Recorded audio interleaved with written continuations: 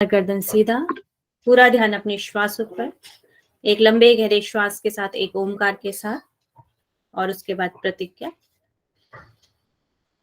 ओम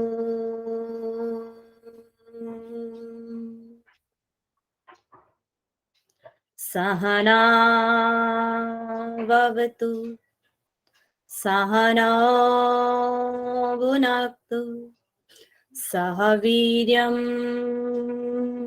करवावहै तेजस्विनावधीतमस्तु मा विद्विषावहै।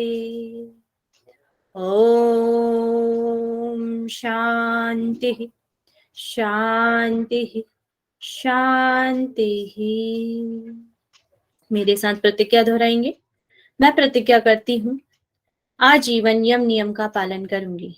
मैं प्रतिज्ञा करती हूँ फर्स्ट टाइम में नेट जेआरएफ क्लियर करूंगी। मैं प्रतिज्ञा करती हूँ विश्व में योग का पताका फहराऊंगी। मेरी संकल्प शक्ति सुदृढ़ है, पवित्र है, अबाध्य है। ओम ओम ओम। मैं अपनी संकल्प शक्ति से सब कुछ कर सकती हूँ। ओम ओम ओम। मेरे पास अजय मनोबल है। ओम ओम ओम। दोनों हैंड्स को रब करेंगे, आंखें ढककर, और आए वापस। चलिए, हम लोग क्या पढ़ रहे थे? कल हमने क्या पढ़ा? शॉर्ट में कोई भी बता दे।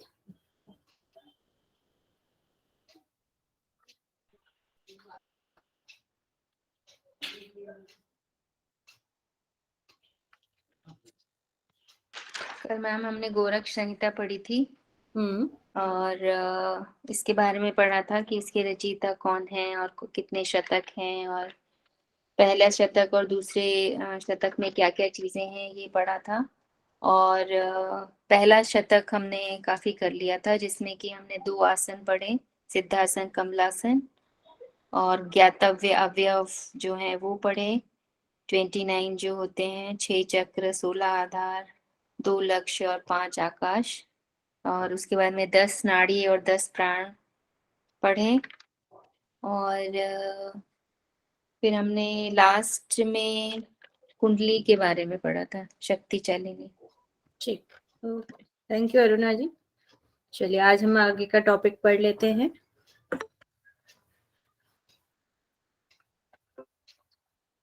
शॉर्ट में अरुणा जी ने बता दिया है कि कल हमने क्या क्या पढ़ा था। रचयिता शतक 2 है इसमें। कल हमने फर्स्ट शतक पढ़ा था, आज सेकंड शतक के बारे में पढ़ेंगे। योग यहाँ पर षडांग योग दिया गया है, और यहाँ पे प्राण जो है हमें 10 है, कुंडली इसमें 8 लपेटे हैं, 29 ज्ञातव्य की बात है यहाँ पर। मैम आपकी आवाज कम आ रही है। आवाज कम आ रही है? नो मैम, क्लियर है, आ रही है, क्लियर। ठीक है, बहुत अच्छी मैम, बहुत अच्छी। ठीक है। आसन की 2 बात, आसन 2 बताए गए यहाँ पे, सिद्धासन और कमलासन। और फिर हमने शतक फर्स्ट और सेकंड में हमने क्या क्या पढ़ा था वो हम देखेंगे। और फिर उसके बाद हमारे षडांग योग हो गया था, सिद्धासन और हमारा पद्मासन।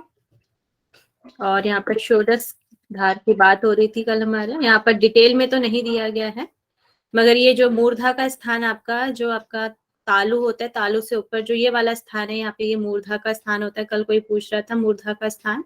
और उसके बाद ऊपर ब्रह्मरंध्र की बात हुई है, ठीक है।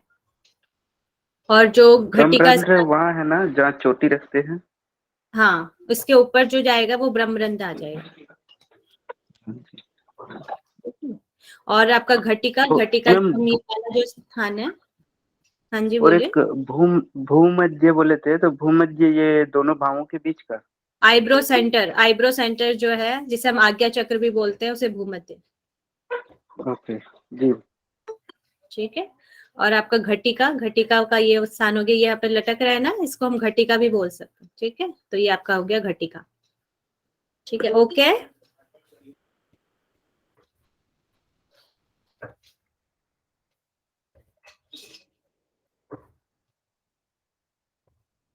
कल हमने वाहिनी योग के बारे में पढ़ा था, शक्तिकाली मुद्रा, और इसको पद्मासन में करने के लिए यहाँ पर बोला गया है। नेक्स्ट हमारी स्लाइड आ जाती है, इसमें पथ्य और अपथ्य, क्या खाना चाहिए और क्या नहीं खाना चाहिए। तो पथ्य में आपके आ जाएंगे, अपथ्य में सॉरी लवण और अम्ल रस युक्त भोजन ना करें। जो लवण हो गया, नमक वगैरह चीजें, और अम्ल जैसे खट्टा वगैरह हो गया, रस युक्त भोजन को ना करें, यहाँ पर बताया गया है। नेक्स्ट पथ्य लेना क्या है? दूध। दूध को यहाँ पे क्षीर भी बोला जाता है कई जगह पर, तो क्षीर भोजन को नहीं लेना है। दूध को नहीं लेने के लिए यहाँ पर, सॉरी, लेने के लिए बोला गया है। दूध को यहाँ पर भोजन लेना है। सभी जो हमारे टेक्स्ट है उसमें दूध लेने की बात हुई है, दूध और घी लेने की बात हुई है। यहाँ पे केवल मैम दूध ये इसके बोला है। जस्ट थोड़ा सा एक ये जो अभी अपथ्य से आपने न्यू स्टार्ट किया है अभी? हाँ, ओके, थैंक यू मैम। ठीक है। अपथ्य और पथ्य हो गए। अपथ्य जो हमें नहीं लेने हैं और पथ्य जो हमें लेना है। फिर यहाँ पे मिताहार की बात की गई है। खाना कैसे खाना है? स्निग्ध होना चाहिए, मधुर होना चाहिए, मीठा होना चाहिए, चौथाई पेट खाली रखकर शिव को अर्पित भोजन करके करना चाहिए। जैसे सभी टेक्सों में मिताहार का वर्णन किया है, वही वर्णन यहाँ पर किया गया। स्निग्ध मधुर आहार, चौथाई पेट को खाली रखकर शिव को अर्पित भोजन करने के लिए यहाँ पर मिताहार को कहा गया है। मैम पथ्य सिर्फ एक बताया गया है, दूध? क्या कह रहे हैं? पथ्य सिर्फ एक ही लेना है, दूध? हाँ, एक ही लेने के लिए कहा गया है। घी का वर्णन नहीं है यहाँ पर। Okay ma'am, thank you. फिर यहाँ पे पंच मुद्राओं की बात हुई है। 5 मुद्राएं यहाँ पे बताई गई है। महामुद्रा, नभो मुद्रा, उड्यान, जालंधरम, मूल बंधम च वेति सहयोगी, मुक्ति भाजनम। मतलब जो मुक्ति का जो भाजन करती है उसके लिए यहाँ पे 5 मुद्राओं का यहाँ पर वर्णन किया गया है। महामुद्रा, नभो मुद्रा, उड्यान बंध, जालंधर बंध और मूल बंध। सबसे पहले बंध हम बात कर लेंगे महामुद्रा की। तो महामुद्रा इसमें बताया गया जो जानु शीर्षासन की स्थिति है, वही वाली स्थिति आप पर आ जाएगी। फिर जानु शीर्षण की स्थिति में आ जाएंगे तो फिर पहले पूरक करना है, फिर कुंभक करना है और फिर रेचक करने के लिए यहाँ पर कहा गया है।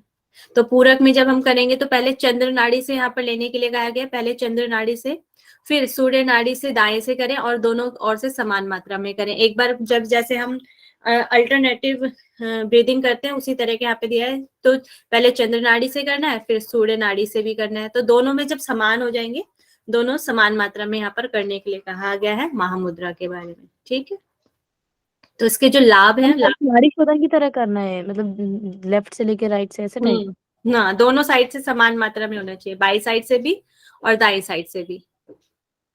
तो मैं कहने का मतलब है वो एक्टिव करके करना है, जैसे लेफ्ट एक्टिव करेंगे फिर उसके बाद राइट एक्टिव करेंगे तो ही करना है।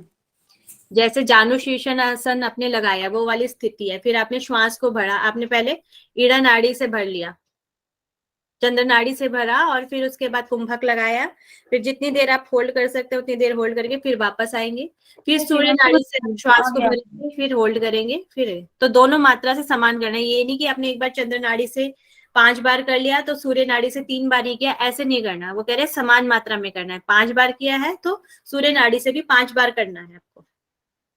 ठीक है, फिर इसके जो लाभ बताए गए हैं, रोगों को मैम एक सेकंड, मतलब 5 बार चंद्र से, 5 बार सूर्य से, बट मतलब एक साथ चंद्र से 5 बार, फिर एक साथ सूर्य से 5 बार? ऐसा तो नहीं है, सेम मात्रा में करने के लिए बोला गया है। पहले चंद्र नाड़ी से कहा है, फिर सूर्य नाड़ी से कहा है। मैम तो जैसे अनुलोम विलोम करते हैं तो पहले मतलब हमें ऐसा कर लेना है, चंद्र नाड़ी से लेकर सूर्य नाड़ी को छूना, फिर उसके बाद फिर इस आसन, ऐसा मुद्रा मेरे हिसाब से ऐसे समझ में आ रहा है, जैसे बाएं नासिका से श्वास भर लिए और उसके बाद दोनों हाथ लंबा करके पैर को पकड़ेंगे, फिर कुंभक लगा रहेगा, फिर जितना देर रोक पाएंगे फिर छोड़ेंगे। तो पहले हाथ छोड़ करके बाएं नासिका को दबा के और दाहिने नासिका से श्वास को बाहर छोड़ेंगे और कुंभक छूटेगा। तब फिर से दाहिने नासिका से श्वास भरेंगे और भरने के बाद फिर कुंभक, श्वास अंदर भरने के बाद रोक देंगे, फिर दोनों हाथ से पैर के पंजे को पकड़ के कुंभक लगाना है, फिर लेफ्ट साइड से श्वास को बाहर छोड़ेंगे। ऐसा एक चक्र होगा। तो ऐसे बार बार दोनों साइड से करने के लिए, ऐसा हम समझ रहे हैं। जो हम समझे वही आपको बताने की कोशिश किया हूँ, शायद सही है तो आप लोग बताएंगे। इसमें आपको समझने की ये बात है कि आपको चंद्र नाड़ी और सूर्य नाड़ी की यहाँ पे बात की है कि आपको एक बार लेफ्ट से और एक बार राइट, दोनों मात्रा में समान करना है। ये चीज आपको ध्यान रखनी है। ठीक है, इस चीज को आप ध्यान रखेंगे, दोनों मात्रा समान करने के लिए बोला है। अब जाना, हाँ, बैलेंस करना है। एक मतलब कि ये नहीं है एक साइड से कर लिया और दूसरी साइड से कम किया है। हाँ, ठीक है। तो तभी सुषुम्ना जागृत होगी ना।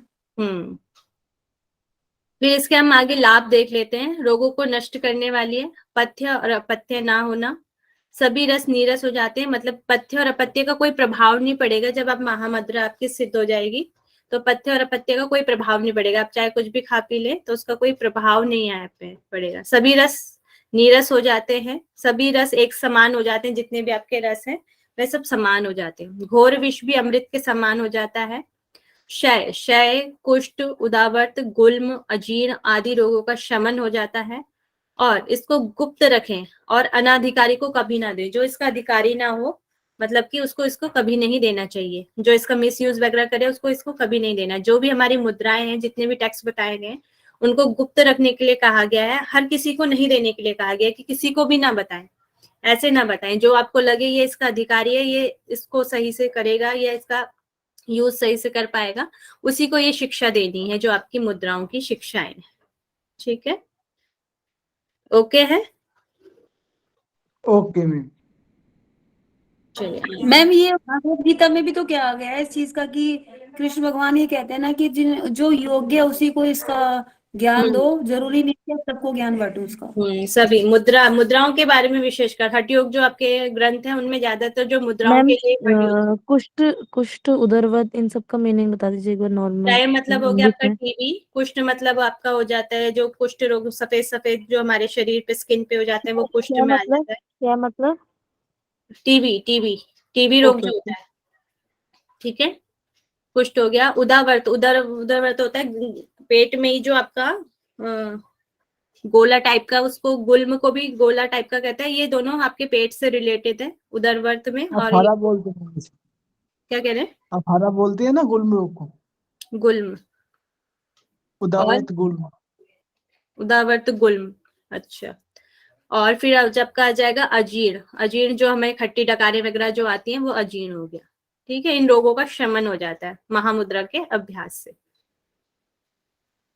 ओके है।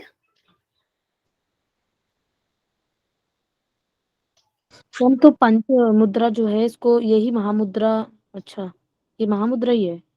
हाँ, ये अभी एक पंच मुद्रा मुद्रा का हुई। जो एक part Mahamudra. Okay okay, thank you. Next है आपकी नभो मुद्रा, जो हमारी खेचरी मुद्रा है होती है, उसको यहाँ पर नभो मुद्रा भी बोला गया है और खेचरी भी। तो इसका ध्यान रखेंगे कि ये नभो मुद्रा है। तो इसमें जिह्वा को उल्टा करके कपाल कुहर में प्रविष्ट करें और दृष्टि को भूमध्य में स्थित करें। जो हमारी खेचरी मुद्रा होती है, खेचरी में जो हमारी जिह्वा होती है, जिह्वा या मतलब जीभ को हमको उल्टा करके पीछे कपाल कुहर में यहाँ पर ले जाना होता है। और यहाँ पर दृष्टि भूमध्य मतलब आईब्रो सेंटर में रखने के लिए कहा गया है। तो ये आपकी हो जाएगी खेचरी मुद्रा। और इसके लाभ बताए गए हैं। रोग, मृत्यु, निद्रा, निद्रा मतलब हो गया नींद, शुद्धा और तृष्णा, सुधा भूख और प्यास, और मूर्छा, मूर्छा मतलब कि बेहोश हो जाना जो होता है, से पीड़ित नहीं होता है। और उसको शोक भी नहीं होता है। कर्म का बंधन नहीं होता, जो भी आपके कर्माशय वगैरह होते हैं वह बंधन सारे समाप्त हो जाते हैं। और बिंदु का पात नहीं होता, जो भी आपका यहाँ से हमारा अमृत रस टपकता है उसका पात नहीं होता, मतलब कि वह बेकार नहीं जाता, बिंदु का रक्षण हो जाता है खेचरी मुद्रा के द्वारा। और बोला जा रहा है जैसे कभी कभी बिंदु पात भी हो जाता है, तो योनि मुद्रा यहाँ पे बताया गया, खेचरी मुद्रा में ही योनि मुद्रा को यहाँ पर ऐड किया गया है। चंचलता वश कभी बिंदु नाभि स्थान में पहुंच भी जाए तो योनि मुद्रा के द्वारा उसे ऊपर उठाया जाता है। यहाँ पे बिंदु के दो प्रकार बताए गए हैं, एक तो पांडुर वर्ण और एक लोहित वर्ण। पांडुर मतलब हो गया आपका सफेद रंग का, और लोहित मतलब हो गया आपका लाल रंग का। ठीक है, यहाँ पे दो प्रकार के बिंदु भी बताए गए हैं। मैम और रिपीट। क्या कह रहे हैं? पांडु वर्ण और लोहित वर्ण। मैम ये योनि मुद्रा कहाँ से इसमें ही मतलब आ गया? योनि मुद्रा खेचरी मुद्रा में एक्सप्लेन किया गया है, वो बिंदु के उससे लिया गया कि इसमें बिंदु का पात नहीं होता, और बाई चांस बिंदु का पात भी हो जाता है तो उसे योनि मुद्रा के द्वारा उठाया जा सकता है। पात मतलब बिंदु का पात। पात मतलब कि बिंदु का शरण नहीं होता है, खराब नहीं होता। जो भी हमारा यहाँ से खेचरी मुद्रा से क्या होता है ओके आपका, ओके बताएं? ओके मैम, मतलब वो हाँ, जो हमारा सूर्य है वो चंद्र जो है वो चंद्र सूर्य से जो नहीं हमारा होता, सोममंडल से जो भी हमारा सोम रस रस है। टपकता है वो बच जाता है ना, उसका शरण नहीं।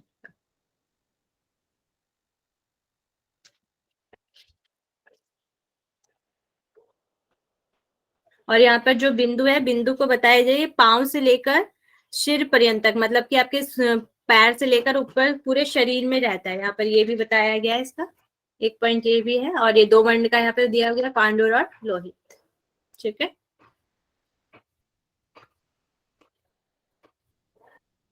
नेक्स्ट है उद्यानवन। जैसे महाखग विश्राम करता है, वैसे ही उदर की पश्चिम त्राण को नाभि के ऊपर करना चाहिए। उदर को पश्चिम, पश्चिम मतलब क्या हो जाएगा आपका जो पीठ वाला हिस्सा है, पीठ वाले हिस्से में अपने पेट को चिपका देना, तो उसको बोला जाता है पश्चिम त्राण को नाभि के ऊपर करना चाहिए।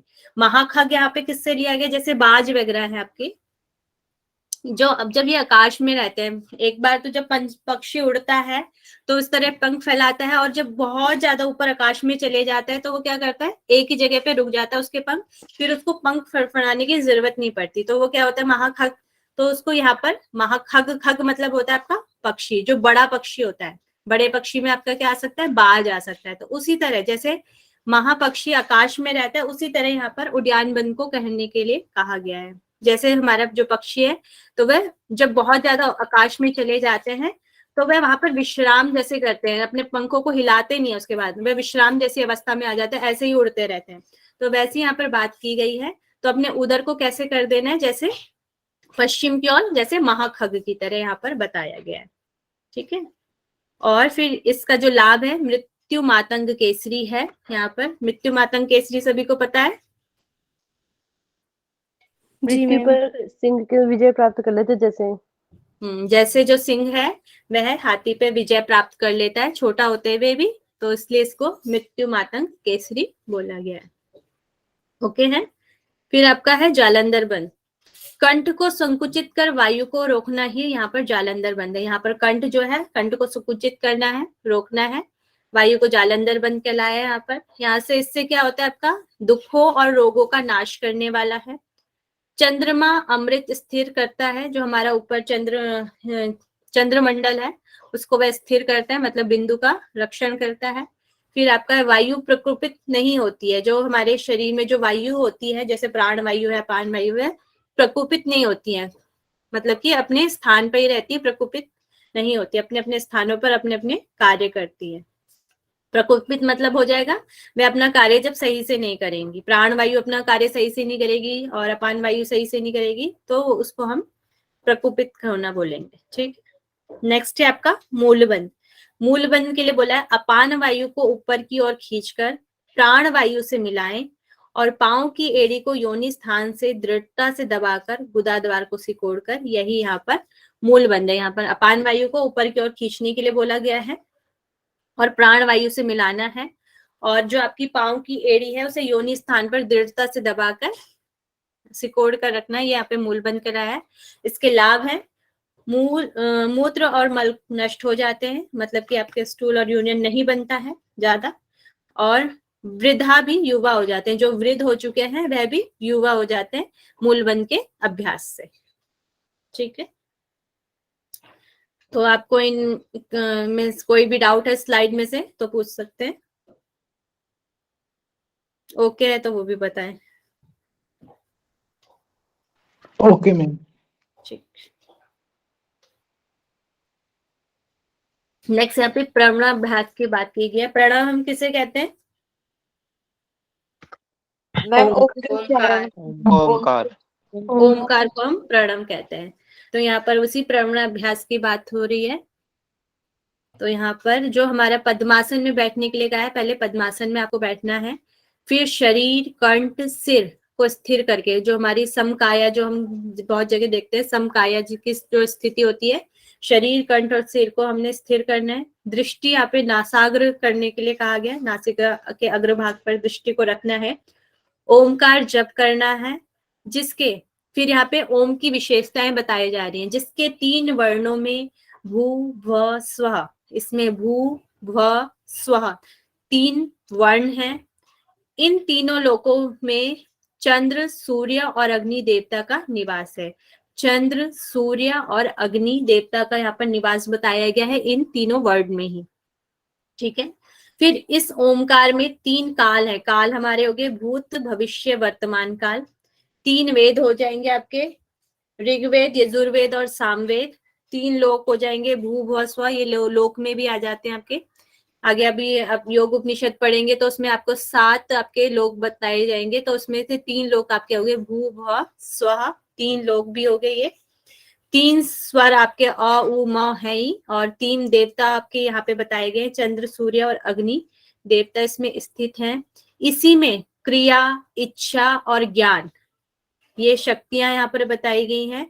फिर ब्राह्मी, रौद्री और वैष्णवी 3 शक्तियां स्थित बताई गई हैं। 2 प्रकार की यहाँ पे शक्तियां बताई गई हैं। एक तो है आपकी क्रिया, इच्छा और ज्ञान। दूसरी शक्तियां बताई गई है ब्राह्मी, रौद्री और वैष्णवी, 3 शक्तियां स्थित हैं। अकार, उकार और बिंदु रूप में मकार, ये तीनों मात्राएं इसमें स्थित हैं। अकार भी है, उकार भी है और बिंदु, ये तीनों मात्राएं यहाँ पर स्थित बताई गई। ओमकार की कहीं पर हमें 4 मात्राएं बताई गई हैं और कहीं पे 3, यहाँ पर 3 मात्राओं वाला ओमकार बताया गया है। ठीक है। फिर यहाँ पे प्राण की बात की गई है। प्राण शरीर से, नासिका से हमारा 36 अंगुल यहाँ पर बाहर निकालता है। जो हमारे अलग अलग टैक्स हैं सब में आपकी जो श्वास बाहर निकालने की जो हमारी नाप है वह अलग अलग है। इसमें 36 अंगुल है। शरीर से प्राण बाहर निकलता है, मतलब कि जब हम ब्रीथ को आउट करते हैं वो कितनी अंगुल तक हमारा बाहर निकलता है उसको हम 36 अंगुल कहते हैं। जैसे इस तरीके से कितने अंगुल हो गए, तो 36 अंगुल तक ये बाहर श्वास बाहर निकलने की यहाँ पर बात की गई है। तो इस स्लाइड में से किसी को कुछ पूछना है? मैम ये क्या प्राण ये रिपीट कर देंगे? क्या कह रहे हैं? मैम ये प्राण का 3 तो लिखा है ना? होता है, इसे रिपीट कर देंगे क्या दोबारा? प्राण शरीर से जो भी हम श्वास लेते हैं, श्वास लिए हमने, श्वास को जब हम छोड़ते हैं, वो तो वो कितनी दूरी तक हमारा निकलता है, तो उसी को हम जैसे हमारा ये है, ये हमारे 4 अंगुल हैं, 4 अंगुल, फिर 4 अंगुल, फिर 4 अंगुल, फिर 4 अंगुल, इस तरीके से वो 36 अंगुल तक हमारा श्वास बाहर निकल रहा है। तो अलग अलग टैक्स में अलग अलग दिया गया है, किसी में 26 अंगुल दिया है, किसी में 12 अंगुल दिया गया है। इसी तरह घरेण संहिता में भी दिया गया था। तो ये इसमें ये बता दीजिए कि 3 काल, 3 वेद, 3 लोक, 3 स्वर, 3 देवता हो गए। उसके बाद इसमें तो इच्छा, ज्ञान और ब्राह्मणी ये 3 हो गए। हाँ, और ब्राह्मणी, वैष्णवी ये 3 शक्तियां, 2 तरह की शक्तियां हैं ये। तो मैम इसमें ब्राह्मणी 3 बार हो गया, इच्छा, ज्ञान और ब्राह्मणी एक में 3 हुए, फिर रौद्री, वैष्णवी 3। क्रिया, इच्छा और रौद्री, ज्ञान, वैष्णवी, क्रिया, इच्छा और ज्ञान एक में है, ब्राह्मी, रौद्री, वैष्णवी एक में है। ओके ओके, हाँ यही कंफ्यूज हो रही थी, क्रिया, इच्छा, ज्ञान एक। मैम एक बार और 3 लोक और 3 स्वर बता देंगे? 3 लोक आपके भू भुव स्व हो जाएंगे। Okay ma'am. हाँ, 3 स्वर अ उ म ही है। स्वर मैम 3 स्वर। मैम उमा मतलब आकार, उकार, मकार तो आपने मात्रा बताया ना। तो यही मात्रा मैम हो जाएगी। पद्मासन का पूरा ही एक बार दोबारा से बता दीजिए। क्या कह रहे इसमें हैं? 3 वेद मैम तो बोले थोड़ी हैं, 3 कंफ्यूजन। वेद क्या है? ऋग्वेद, यजुर्वेद, सामवेद। मैम एक बार इसमें रिपीट कर दीजिए। 3 काल हो गए आपके, भूत, वर्तमान, भविष्य काल। 3 वेद हो गए आपके, ऋग्वेद, यजुर्वेद, सामवेद। 3 लोक हो गए, भू भुव स्वः। 3 स्वर हो गए आपके अ उ और म। 3 देवता आपके हो गए, चंद्र, सूर्य और अग्नि।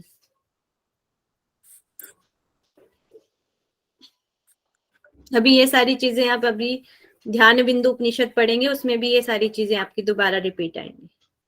जी मैम, क्लियर हुआ। ठीक। मीन्स मैम ये कि जो ये चीजें हैं ये ओमकार के अंदर स्थित है। हाँ, ये सारी चीजें ओमकार में है। ये ओमकार के बारे में बताया गया, उसकी विशेषताएं बताई गई कि एक ओमकार में क्या क्या चीजें हैं आपकी।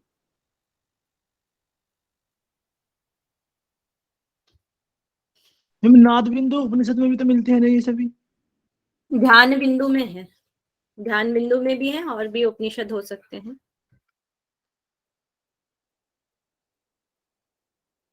फिर आपका नाड़ी शोधन बताया गया, इसमें स्थिति आपकी पद्मासन की तरह बताई गई है। फिर चंद्र नाड़ी से पूरक है, यथाशक्ति कुंभक है, जितना आप अपनी क्षमता अनुसार कर सकते हैं।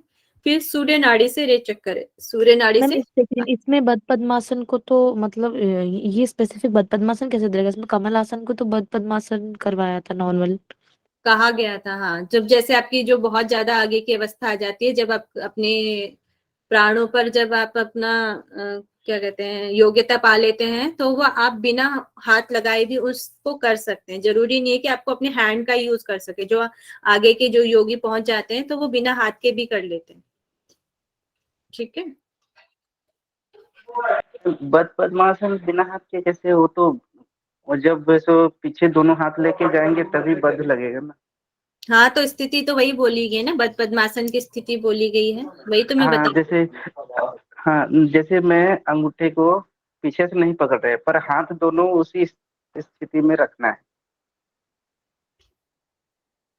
हाथ आपके जैसे बद पद्मासन की स्थिति है वही रहेंगे। बद पद्मासन यहाँ पर कहने के लिए बोला है, नाड़ी शोधन आपको बद पद्मासन में करने के लिए कहा गया है। फिर चंद्र नाड़ी से पूरक करना है, यथाशक्ति कुंभक करना है और सूर्य नाड़ी से रेचक करना है। फिर ठीक है। फिर जो पूरक है वो चंद्र नाड़ी है। यहाँ पर ध्यान कैसे करना है? जब आप चंद्र नाड़ी से पूरक करेंगे तो ध्यान किसका होना चाहिए? आपका चंद्रमंडल का ध्यान करना है। यहाँ पर कहा गया है चंद्रमंडल हमारा कहाँ होता है? मैम हेड वाले रीजन में, हेड वाले रीजन में, हेड वाले रीजन में आज्ञा हमारा चक्र के आसपास। आज्ञा चक्र के आसपास जो है वो चंद्रमंडल होता है ना। और फिर पूरक करते समय ध्यान करें सूर्यमंडल, नाभि का ध्यान करने के लिए बोला गया है। मैम यहाँ पे पूरक होगा कि रेचक होगा? नहीं आएगा मैम, रेचक होना चाहिए, मुझे रेचक। लगता है, मुझे भी लग रहा है। ठीक है। ऊपर देखो ना, सूर्य का नाड़ी से रेचक हाँ करो, ऊपर हाँ, लिख यहाँ रखा पे है रेचक आएगा, इसको कट कर लेंगे और सूर्य रेचक कर लेंगे। रेचक करते समय ध्यान करें सूर्यमंडल नाभि का ध्यान करें, तत्पश्चात विपरीत क्रम से करें। और इसी को ही हमारा दोबारा हम चंद्रमंडल का ध्यान सूर्यमंडल का ध्यान करेंगे, फिर कुंभक करेंगे और फिर चंद्रमंडल का ध्यान से कर देंगे, जैसे हम नाड़ी शोधन करते हैं उसी तरीके से। फिर जब इसका दोनों हाथों से पैर की पंजे पकड़ लेंगे तो श्वास कैसे पूरा करेंगे, कैसे रेचक करेंगे? मैं यही बता रही हूँ, जो योगी होते हैं जब वह अपने प्राणों पे कंट्रोल पा लेते हैं तो वो बिना हाथ के भी प्राणायाम कर सकते हैं। ये आगे की अवस्था के बारे में बताया गया। ठीक है। जी जी मैम जी।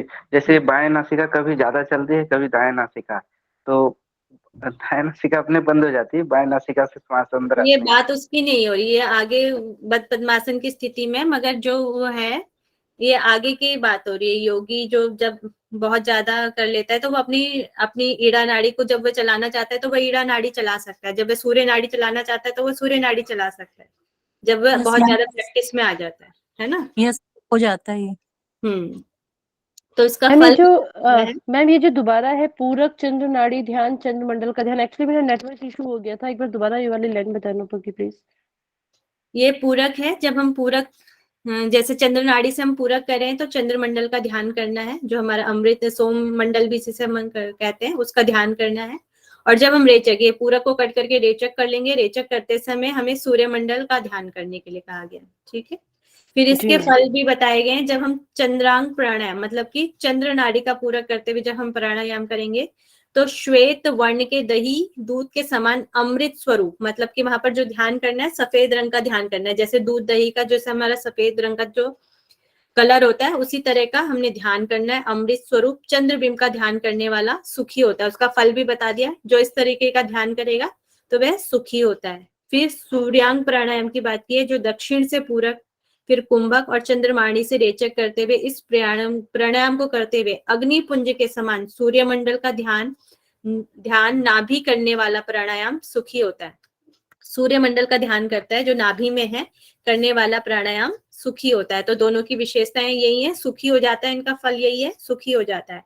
और चंद्रांग प्राणायाम करेंगे तो श्वेत रंग का ध्यान करना है, और जब सूर्यांग प्राणायाम हम करेंगे तो अग्नि पुंज का हमें ध्यान करने के लिए यहाँ पर कहा गया। प्राणायाम मतलब वही, मतलब जब पूरक और रेचक सिर्फ एक को ही प्राणायाम बोला जा रहा है पूरक और रेचक से ही मतलब है यहाँ पर।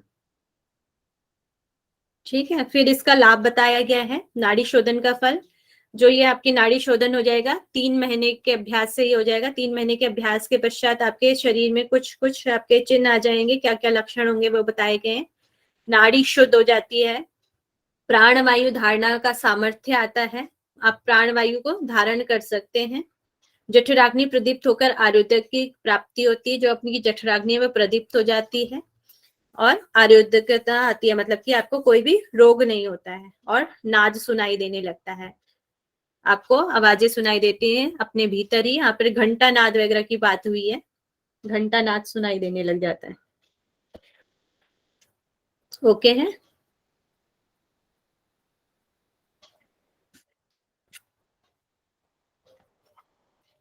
तो यहीं पर आपका ये फर्स्ट शतक खत्म होता है, फिर हम सेकंड शतक पे आ जाते हैं। तो जो आपका नाड़ी शोधन प्राणायाम है आपका पहले शतक में दिया गया है, और दूसरे शतक में आपका प्राणायाम दिया गया है, ठीक है, दूसरा वाला जिसमें रेशो के साथ जो प्राणायाम होता है। मेरी आवाज आ रही है ना? Yes ma'am. जी मैम। आ रही है मैम, अच्छी आ रही है। शतक हो गया आपका। फिर प्राणायाम, शरीर में स्थित प्राण व अपान वायु को निरोध से एक श्वास मात्र को। ऐसे कैसे, मतलब नाड़ी शोधन को प्राणायाम नहीं बोला है क्या यहाँ पे? नाड़ी शोधन तो नाड़ी शोधन, उसके बाद ही तो प्राणायाम आता है ना। पहले अपने हम नाड़ियों को शुद्ध नाड़ी करेंगे, शुद्धि के बाद। फिर उसके बाद ठीक हम है, प्राणायाम करेंगे ना। Okay okay. एक श्वास मात्र को सुषुम्ना मार्ग खोलकर चिदा आकाश में उठाएं। चिदा आकाश से मतलब होता है आकाश की ओर, जो हमारा आकाश का स्थान है। हमारे शरीर में आकाश का स्थान कहाँ है?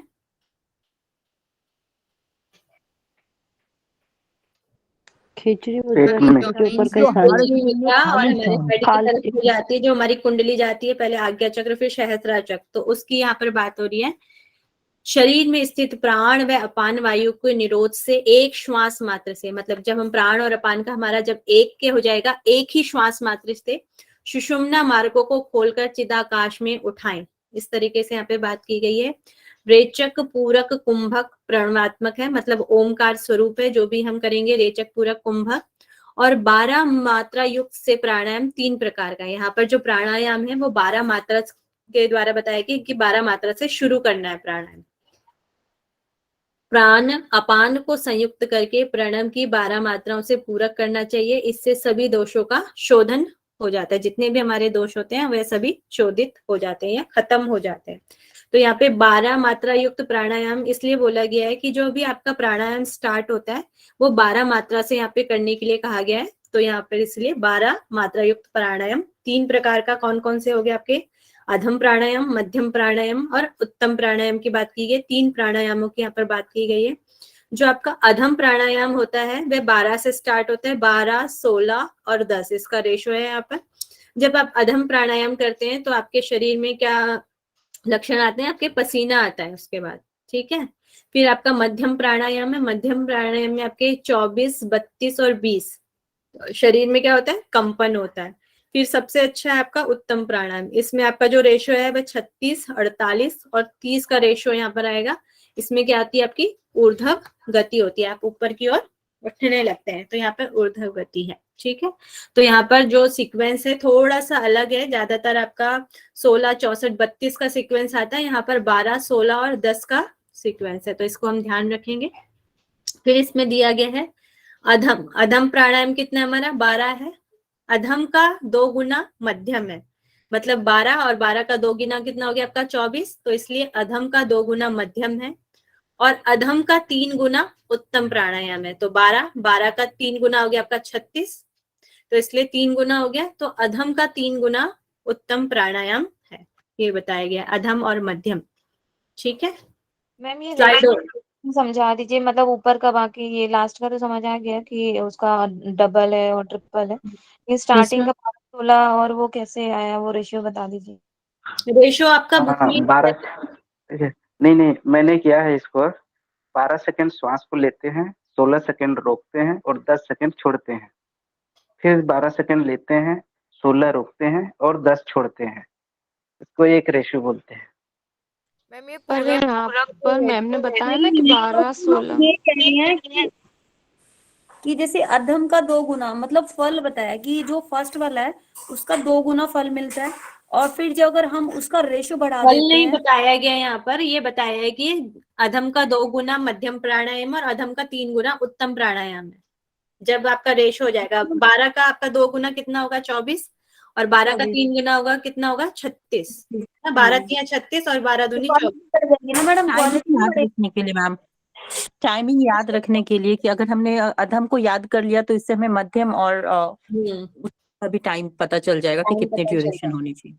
आपका ज्यादातर मैंने क्वेश्चन इसको ना कि ऐसे किए थे, स्टॉप वॉच रखे थे सामने, 12 सेकेंड बाएं नासिका से श्वास भरते थे, फिर दोनों नासिका को बंद करते हैं, फिर 16 सेकेंड दोनों नासिका को बंद करके श्वास को रोकते हैं, फिर दाएं नासिका को छोड़ते हैं और 10 सेकेंड में पूरी श्वास बाहर छोड़ते हैं, फिर से 12 सेकेंड में श्वास को अंदर भरते हैं, उसके बाद दोनों नासिका को बंद करेंगे।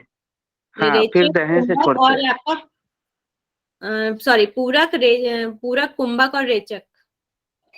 हाँ, फिर इसी का डबल करेंगे तो 24 सेकंड तक श्वास को भरते जाना है, फिर 32 सेकंड तक होल्ड करना बनेगा है। इस पे क्वेश्चन आपका आ सकता है कि आपका कौन से टेक्स्ट में 12 मात्रा से युक्त प्राणायाम बताया गया है। ठीक है, इस तरीके से आ सकता है। मैम और पसीना कंपन ऊर्ध्व गति ये किसमें आएगा? ये क्या चीज है? ये लक्षण है जब आप प्राणायाम करते हैं, जब इस रेशो से आप प्राणायाम करेंगे तो आपके शरीर में पसीना उत्पन्न होगा।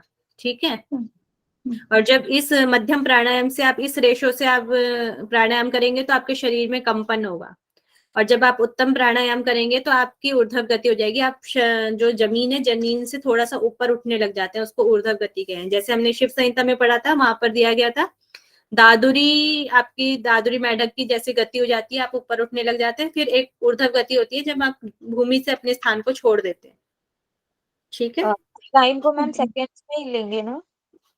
मात्रा बोला गया है, मात्रा का टाइम पहले भी बताया था मैंने, शिव संहिता में भी पढ़ाया था। मात्रा कितनी होती है, कौन बताएगा? मैम एक चुटकी का जो परिमाप था, चुटकी बजा के अपने घुटने पे हाथ मार के। जब आप मात्रा मतलब होता है जब आप अपने घुटने की एक परिक्रमा करके एक चुटकी बजाते हैं, वह मात्रा का काल होता है।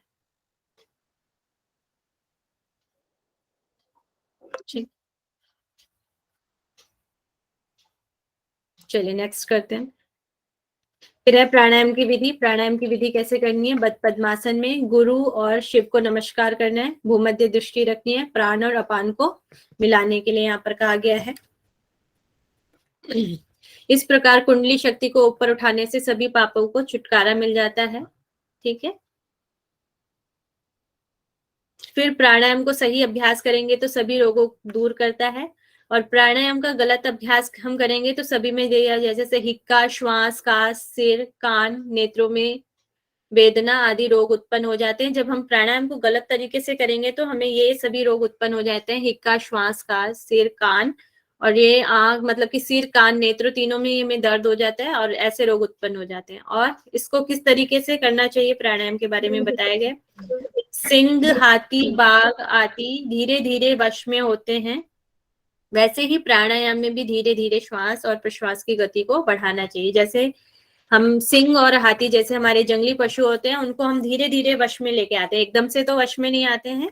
वैसे ही प्राणायाम को भी धीरे धीरे वश में लाना है, एकदम से नहीं लेना है, एकदम से हमने होल्डिंग नहीं शुरू कर देनी है, धीरे धीरे श्वास को हमने बढ़ाना है।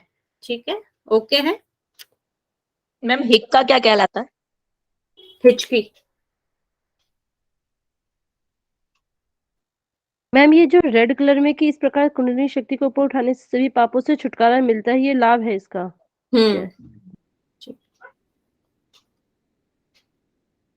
फिर यहाँ पे षडांग योग की बात की गई। षडांग योग के क्या क्या फल हमें प्राप्त होते हैं? तो आसन, आसने रुज हंति प्राणायाम पातकम, आसन से हमारे सभी रोग समाप्त हो जाते हैं। ठीक है, आसन से सभी रोग समाप्त होते हैं। प्राणायाम पातकम, प्राणायाम से पापों का नाश होता है। विकारम मानस योगी प्रत्याहारणे मुच्यते, प्रत्याहार से मानस विकार समाप्त होते हैं। धारणा से मन धैर्यवान बनता है, ध्यान से चैतन्यता होती है, और समाधि से शुभ और अशुभ कर्म समाप्त हो जाते हैं और मोक्ष की प्राप्ति होती है। जो भी हमारे कर्म होते हैं उनका प्रभाव हम पे नहीं पड़ता और हमें मोक्ष की प्राप्ति हो जाती है। हमारे चाहे शुभ कर्म है चाहे अशुभ कर्म है, सारे ही समाप्त हो जाते हैं और हमें मोक्ष की प्राप्ति हो जाती है। तो ये आपके षडांग योग है। षडांग योग का फल दिया गया है, ये आपका पेपर में आ सकता है कि षडांग योग के अनुसार या आपका शिव संहिता के अनुसार प्रत्याहार का क्या फल है? ऑप्शन में आ सकता है, तो आपको याद रहना चाहिए वहां पर मानस विकार हमारे समाप्त हो जाते हैं। ठीक है, पापों का नाश किस अंग से होता है? तो वो किससे होता है? प्राणायाम से। मन धैर्यवान किससे बनता है? धारणा से। इस तरीके से आपके क्वेश्चन बन सकते हैं। ठीक है, ओके स्लाइड। ये चैतन्यता का मतलब यहाँ पे क्या है? चैतन्य जैसे हम ध्यान लगा रहे हैं, ध्यान में जैसे जिस भी वस्तु पे हम ध्यान लगा रहे हैं उसी के बारे में हम सोच रहे हैं, तो उसी की बारे में हम डीपली चले जाएंगे तो उसकी चैतन्य चेतना का मतलब मैम जागृत होना होता है। आंतरिक तरफ जागृत हो जाएंगे। जिस भी सब्जेक्ट पे हम ध्यान लगा रहे हैं उसी की तरफ हम आगे की ओर बढ़ेंगे, उसी की तरफ हमें चैतन्यता आ जाएगी। अवेयर होना जिस चीज के प्रति हम्म, ध्यान लगा रहे हैं। ठीक है। नेक्स्ट यहाँ पर बात की गई है प्राणायाम द्विषटकेन प्रत्याहार प्रकृति, मतलब कि जो हमारा 12 प्राणायाम से यहाँ पे प्रत्याहार सिद्ध होता है। षट मतलब आपका क्या होता है? 6। तो यहाँ पे द्विषट मतलब क्या हो गया? 6 बार, 6 को 2 बार करेंगे तो हमारा 12 हो जाएगा। द्विषट मतलब 2 बार 6। प्राणायाम द्विषटकेन प्रत्याहार प्रकृति, मतलब 12 प्राणायाम से हमारा प्रत्याहार सिद्ध होता है। प्रत्याहार द्वि है, ये वी नहीं है, द्विषटकेन जायते धारणा शुभ्रा, मतलब कि इसी तरह 2 बार 6 मतलब कि 12 प्रत्याहार से हमारी धारणा सिद्ध होती है। तो 12 और 12 को मल्टीप्लाई करेंगे तो 144। जब हम 144 प्राणायाम करेंगे तो हमारी धारणा सिद्ध हो जाएगी, ऐसा बताया गया। फिर धारणा द्वादश मतलब हो जाता है आपका 12। प्रोक्तम ध्यानम योग विशारदे, मतलब 12 धारणाओं से हमारा ध्यान सिद्ध होता है और 12 ध्यान से हमारी समाधि सिद्ध होती है। यहाँ पर इसकी क्वांटिटी वो दिया गया है कि 12 प्राणायाम, 12 प्रत्याहार, 12 धारणा और 12 ध्यान। तो प्राणायाम से प्रत्याहार, प्रत्याहार से धारणा, धारणा से ध्यान और ध्यान से समाधि सिद्ध हो जाती है। तो इसमें प्राणायाम के रेशो दिए गए। जब हम 144 प्राणायाम करेंगे तो धारणा सिद्ध होगी और 1728 बार प्राणायाम करेंगे तो ध्यान सिद्ध होगा और आपका 20,736 बार प्राणायाम करेंगे तो हमारी समाधि सिद्ध होगी। तो इस तरीके से भी क्वेश्चन आ सकता है कि 1728 बार प्राणायाम करने से क्या सिद्ध होता है। तो आपको लर्न होना चाहिए धारणा सिद्ध होती है, प्रत्याहार या समाधि, क्या सिद्ध होगा। ठीक है, ओके है।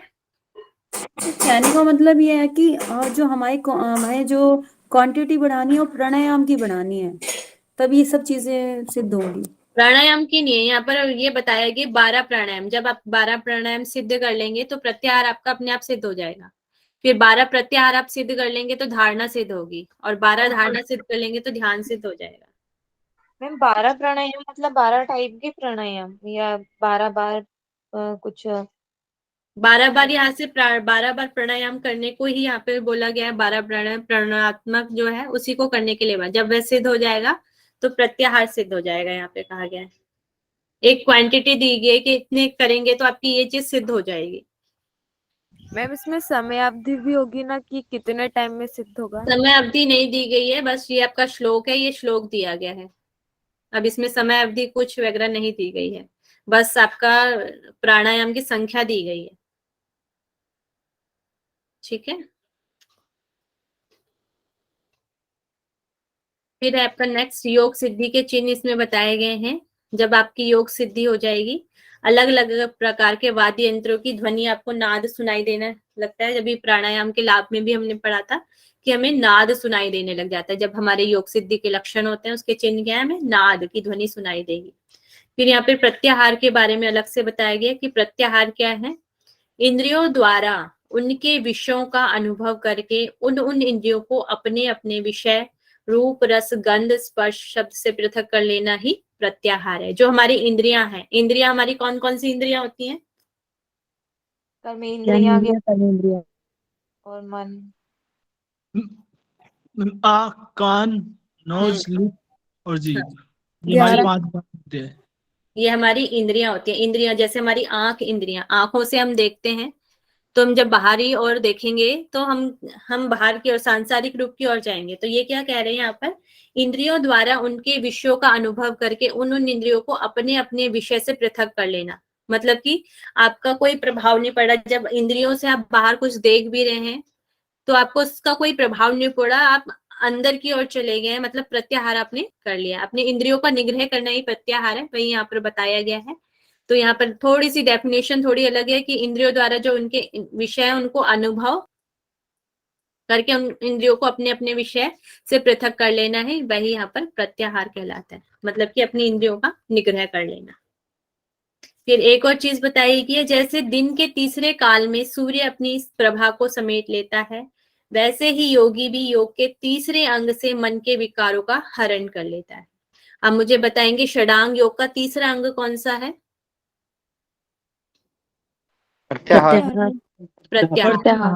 प्रत्याहार। तो इसलिए यहाँ पे बोला गया है दिन के तीसरे काल में सूर्य अपनी प्रभा को समेट लेता है। 3 काल हो गया, तो यहाँ पर जो इवनिंग टाइम है उसके लिए बोला गया है। तो तीसरे काल में जो सूर्य है अपनी प्रभा को समेट लेता है, वैसे ही योगी योग का तीसरा अंग हो गया आपका प्रत्याहार। प्रत्याहार के द्वारा मन के विकारों का हरण कर लेता है। प्रत्याहार के बारे में बोला गया। और फिर एक और एग्जाम्पल दिया गया, जैसे कछुआ जैसे अपने अंगों को अंतर्मुखी कर लेता है, वैसे ही अंतर्मुखी करने के लिए कहा गया है, यहाँ पर उसे ही प्रत्याहार कहा गया है। ठीक है। फिर हठ योग के द्वारा भी प्रत्याहार बताया गया है, जैसे चंद्रमा की अमृतमयी धारा को सूर्य ग्रसता है, उसे सूर्य से हटाकर स्वयं ग्रस लेना, वह प्रत्याहार कहलाता है। ठीक है। तो किसके माध्यम से हम कर सकते हैं ये हठ योग में?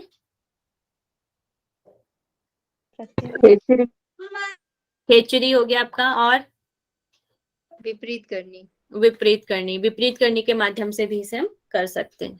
ठीक है ना। आगे विपरीत करनी मुद्रा दी गई है। अग्नि रूपी सूर्य नाभि में, जो हमारा सूर्य मंडल कहाँ होता है, हमारा नाभि में होता है, और अमृत रूपी चंद्रमा तालु मूल के नीचे होता है, यहाँ पर होता है ना। तो सूर्य को ऊपर और तालु मूल के नीचे करना विपरीत करनी मुद्रा कहलाता है। मतलब कि जो आपका सूर्य है वो ऊपर की ओर, जो आपका चंद्र है वह नीचे की ओर आ जाता है, इसी को यहाँ पर विपरीत करनी मुद्रा कहते हैं। ठीक है। और फिर यहाँ पे काकी मुद्रा बताई गई है। मुंह को कौवे के चोंच के समान बनाकर शीतल वायु का पान करना है, ये आपकी काकी मुद्रा की अवस्था है। और इसमें आपको शीतल वायु का पान करने के लिए बोला गया है, और इसका फल दिया गया है जरा, मतलब कि जो बुढ़ापा है नहीं आता है। और 6 मास, इसका जब आप 6 मास का अभ्यास करते हैं तो सभी रोग नष्ट हो जाते हैं काकी मुद्रा के द्वारा। ठीक है। फिर यहाँ पर विशुद्धि चक्र की बात की गई है। एक चक्र के बारे में इसमें बताया गया है, जो विशुद्धि चक्र है, चंद्र कला में अमृत का ध्यान करने के लिए बोला गया है। विशुद्धि चक्र कहाँ पे होता है हमारा? गले में, गले में। तो श्वास भी हम कहा गले से द्वारा ही हमारा होता है आना जाना। तो वहां पे यहाँ पे विशुद्धि का अर्थ बताया गया, वी जमा शुद्धि। वी मतलब हो गया हंस, हंस यहाँ पर लिया गया आपका जीव, जो हम जीव हैं उससे लिया गया यहाँ पे हंस। और कल हमने हंस मंत्र का उच्चारण मतलब कि अजपा गायत्री में भी पढ़ा था। तो और शुद्ध शब्द से, निर्मल शब्द से होता है। जब इस हंस जो निर्मल है, ये जीव जब निर्मल हो जाता है, उसके लिए विशुद्धि चक्र यहाँ पर दिया गया है। वी मतलब हंस, हंस मतलब जो जीव है, जीव जब निर्मल हो जाता है तो विशुद्धि चक्र हो जाता है। विशुद्धि चक्र को योगवेता भली प्रकार से जानता है। यहाँ पर योगवेता अलग अलग जो हमारे उपनिषद टेक्स्ट हैं उसमें, जैसे वेदवेता, योगवेता ऐसे वर्ड आए हैं। तो इसमें बोला है जो विशुद्धि चक्र को बता रहे हैं कि मैम आप ये बता रही कि वी यहाँ पे हंस है। हाँ, वी शब्द का मतलब यहाँ पे हंस प्लीज बता दीजिए। वी शब्द का मतलब हंस है, और शुद्ध मतलब का है निर्मल होना। शुद्ध मतलब निर्मल हो जाता है, हंस मतलब जीव, जब यह जीव निर्मल हो जाता है, ठीक है, तो वह विशुद्धि चक्र कहा गया है। यहाँ पर विशुद्धि चक्र को योगवेता भली प्रकार से जानता है। पहले शतक में 5 मुद्राएं थी और इस शतक में 2 मुद्राएं, तो मैम टोटल 7 हाँ, हो 7 तो 7 जो आपको पहले टेक्स्ट में दिया गया है, तो 5 + 2 ही तो दिया है इसमें। और एक विपरीत करनी भी तो है मैम। विपरीत करनी मुद्रा का नाम वैसे नहीं दिया है, वहां पे टेक्निक दी गई है बस। सॉरी मैम, शक्ति चालिनी कुंडलिनी के लिए दी गई थी जो शक्ति चालिनी मुद्रा, तो आपका वो फर्स्ट में ही है इनमें ना, शक्ति चालिनी मुद्रा फर्स्ट अध्याय में ही ना। जो श्लोक है, श्लोक में वो आपकी 5 बताई गई हैं। उन 5 से अलग है मैम वो, हाँ, वो और 5 2 से ये अलग है शक्ति चालिनी मुद्रा, उसमें वो 5 में ऐड नहीं है। तो टोटल 8 हो गई मैम। टोटल तो आप वो कितनी भी कर सकते हैं, ऐसे तो योनि मुद्रा का भी वर्णन है ना। तो मैम एग्जाम में आएगा तो हम एग्जाम क्या में आएगा कैसे तो वहां पे 5 आप करोगे, क्योंकि जो आपका श्लोक है, श्लोक में 5 दिया गया है। Okay ma'am. ठीक है, वहां पे श्लोक ओके को मान्य होते हैं। जो श्लोक होते हैं, श्लोक में जितना दिया गया है वो आपका माना जाएगा। ये दिया गया ना आपका श्लोक, श्लोक में जितना दिया जाएगा, महामुद्रा, नवो मुद्रा, उद्यान, जलंधर, मूलबंध, ये आपकी 5 ज्यादा मानी जाएंगी। ठीक है मैम, टाइम हो गया, नेक्स्ट क्लास हाँ, अभी हो गया क्लास तो का काम टाइम हो गया है, यहीं पे हम क्लास को ये ओवर। स्लाइड को पूरा कर दीजिए, ठीक है, ये स्लाइड को पूरा करके हाँ हाँ ठीक है। फिर वो है ह्यूमन एनाटॉमी का। चंद्रा अमृत पान का फल यहाँ पे बताया गया है। जीव को ऊर्ध्व में स्थित है, विपरीत करने की तरह है, करके अमृत पान कराने वाला योगाभ्यासी 15 दिन में ही मृत्यु को जीतने वाला हो जाता है। जीव को ऊर्ध्व स्थिति, ऊर्ध्व मतलब ऊपर की स्थिति में ही बोला गया है, विपरीत करने की तरह बोल सकते हैं। अमृत पान कराने वाला योगाभ्यासी 15 दिन में ही मृत्यु को जीतने वाला हो जाता है। ठीक है, अमृत पान कराने। तो यहीं पे जो भी है आपको चंद्रमंडल की रोकने की बात की गई है, जो कि वह सूर्य मंडल में ना जाए, उसी की सारी क्रियाएं यहाँ पर बताई गई हैं।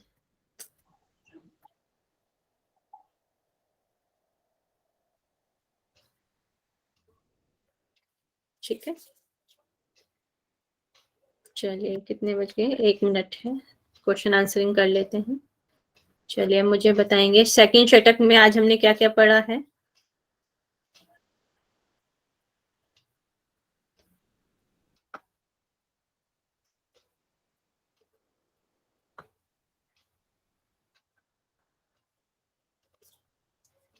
प्राणायाम, प्रत्याहार, प्रत्याहार पढ़ा है, प्राणायाम पढ़ा है, और मुद्रा को अपथ्य अपथ्य मिताहार, मिताहार पढ़ा है। ओके, बंद पड़े मैम।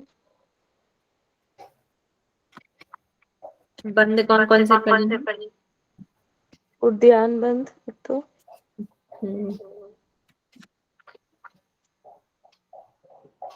योग सिद्धि के उद्यान बंद, मूल बंद, जलंधर बंद।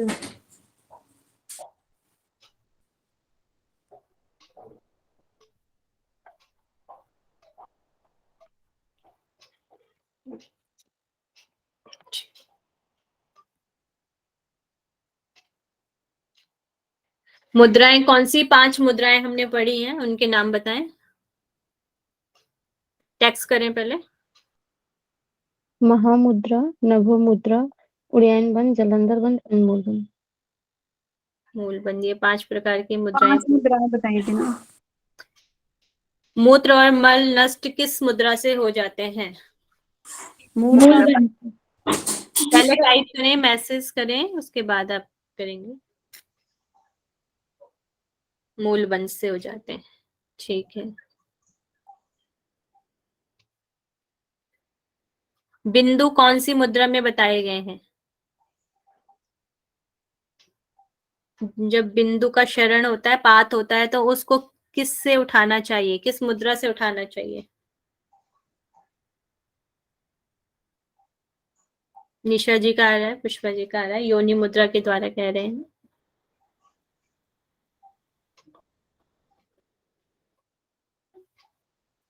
जो हमारे शरीर से प्राण जो निकलता है, वह कितना अंगुल बाहर निकलना चाहिए? 36 अंगुल। 36 अंगुल। जो चंद्रांग जो प्राणायाम है, वह किसके समान बताई गया है? कैसा ध्यान करना है? दूध के समान, श्वेत वर्ण। श्वेत वर्ण का ध्यान करने के लिए। और जो सूर्यांग प्राणायाम है, अनीता सिंह जी बताएंगे इसका आंसर। अनीता सिंह, कैसा होना चाहिए? सूर्यमंडल के समान। सूर्यमंडल के समान होना चाहिए। चलिए अभी टाइम भी हो गया है, अभी हम क्लास ओवर करते हैं। कल मैं जो रह गया हमारा कल वो उससे कंप्लीट करेंगे और क्वेश्चन आंसरिंग में मैं कल करूंगी, क्विज भी कल हो जाएगा, ठीक है। तो अभी हम क्लास ओवर करते हैं। सभी अपना कमर गर्दन सीधा करेंगे, लंबा गहरा श्वास।